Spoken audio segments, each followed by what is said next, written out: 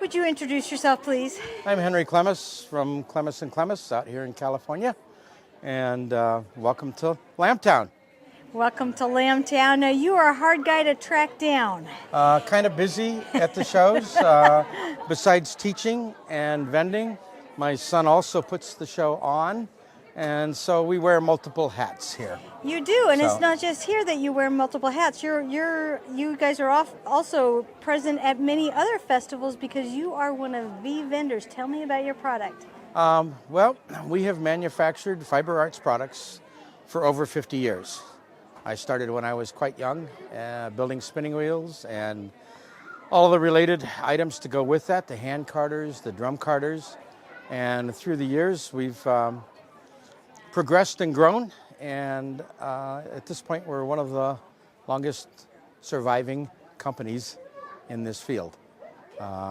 We also currently try to connect the ranchers with the spinners. And so we buy a lot of fleece.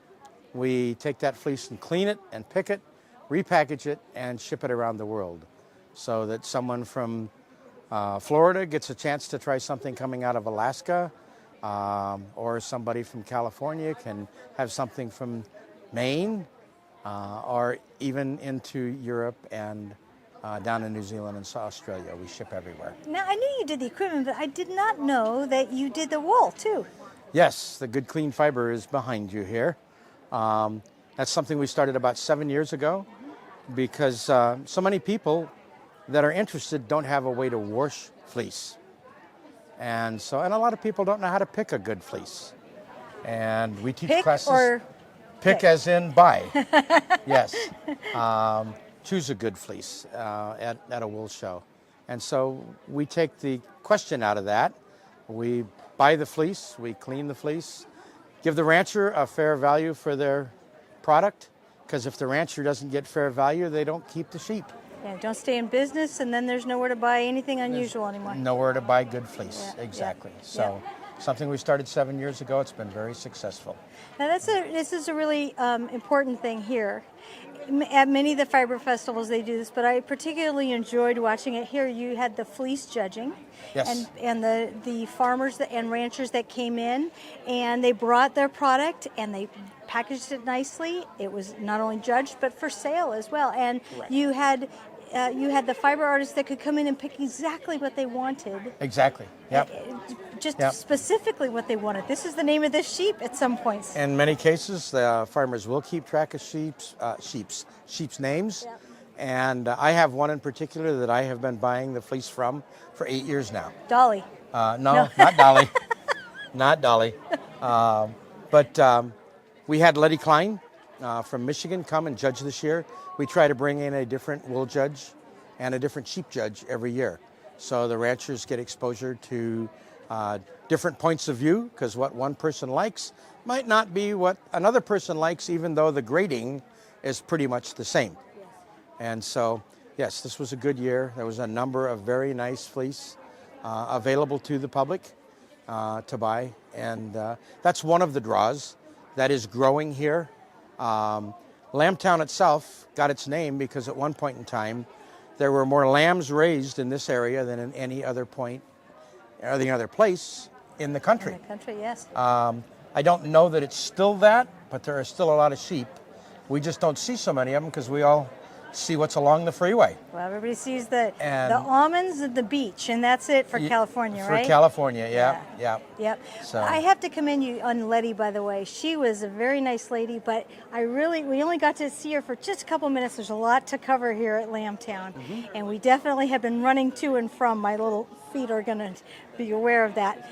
But Letty was really, really good about judging and giving information based on different sheep breeds. Exactly. She had a little black book. She keeps a little black book. Other people keep it in their heads. But what we look for in a fleece judge is one that is a teacher as well as a judge, meaning that as they're going through that fleece, we want them to explain to the public what they're looking for, why it's a good fleece, why it's a bad fleece, what the grower could have done different to get a better score.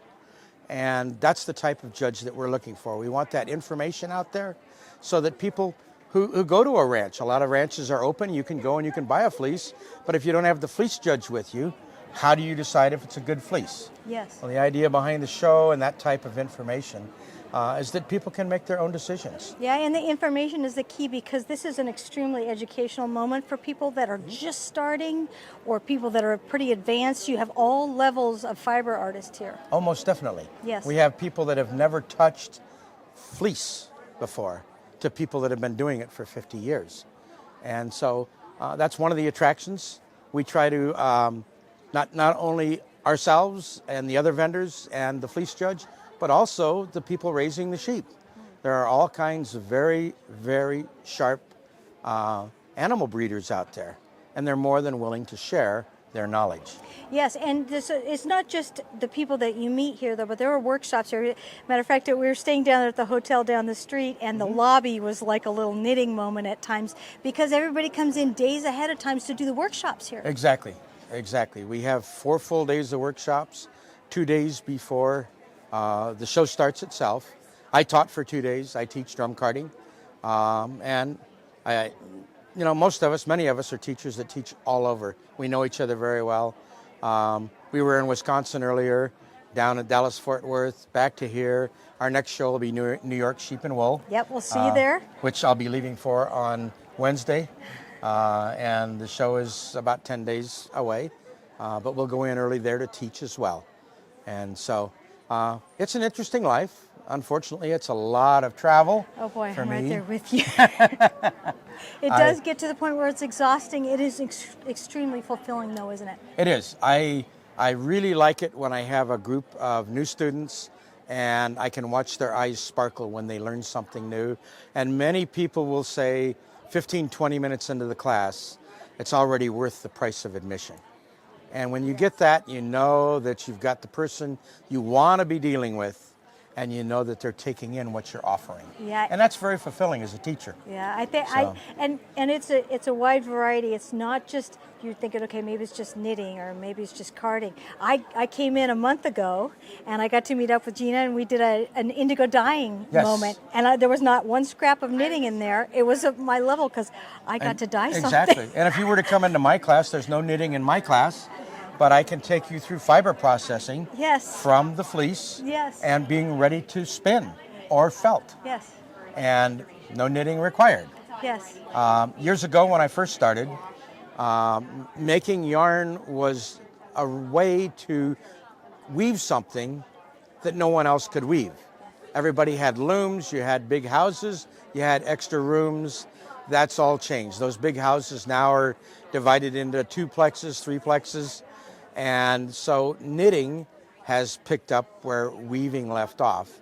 And now you spin to create a fiber that you couldn't buy to weave or to knit with. Yes. That's the big difference. Yes. Now, okay, so tell me, where are you going to be this year? Because Rhinebeck's a big place. Where do we go find you? We will be in Building C, right inside the door. They gave us a very nice location several years ago. Very grateful for that. But it's right next door to where classes are taught. Classes are in Building D, and the wool show is in Building B. So we're right between the wool show and the classes, where we like to be. I've sworn this year I'm going to get down there more, because there's a little gravitational pull in the breed barn area. I have a hard time breaking free, but this year we're going to do it. Well, it's such a large show that you can't see it in one day. You need both days there. I'm going on 5 years and I still haven't seen the whole thing. Right. And it's easy to get stuck in a barn where you find something really interesting. And I don't know, there must be 20 barns there. Yes. And then we're down in the buildings that are more closed in because of the wood products. Yes.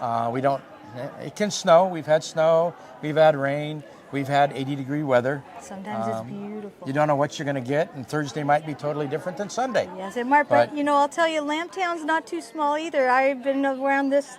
We still haven't spoken with everybody here, so I think California is, we need to represent, right? Well, this is the largest wool show in California. Yes, it is. Probably the largest wool show west of the Mississippi. Yes, it is. Sheep and wool show. All right, So, I'm going to great. step out. Would you like to give a shout out to Rhinebeck from Lambtown? Yes, Rhinebeck, we're coming. We are coming. We're bringing with us a lot of nice people and a lot of good product. So we will be there soon. Thank you.